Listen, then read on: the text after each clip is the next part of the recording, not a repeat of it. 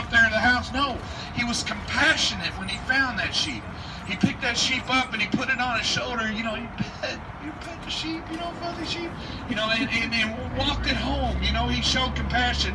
And then lastly, in the scripture, this is kind of funny. You don't ever think about a party for a sheep, right? But lastly, it says that he was joyful in finding the sheep. He called up the neighbors. He probably didn't have barbecue, but they had. He called up the neighbors and said, "Hey, let's celebrate the sheep being home." So we see this is a joyful situation. We see compassion. We see him searching, and we see this love that he has for the sheep.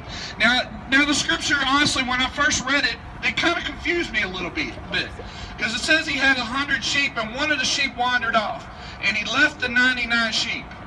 I start thinking, what, he just give up on the other 99? Did he stop thinking about the 99 and go look out for the sheep?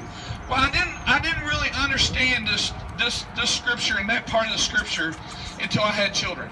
Okay, so I have several children, and the question, if any of you all have children, if you have multiple children, the question comes up to you every once in a while: which of your children do you love the most? And of course, as a good parent, I say, well, of course, I love all my children equally. And more than likely, you would say that. I love all my children equally. Well, let me ask you something. What would happen if one of them was sick?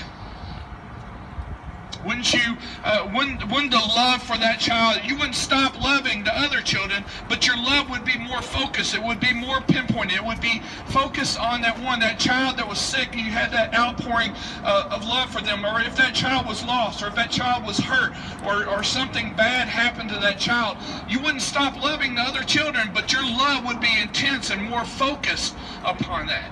And I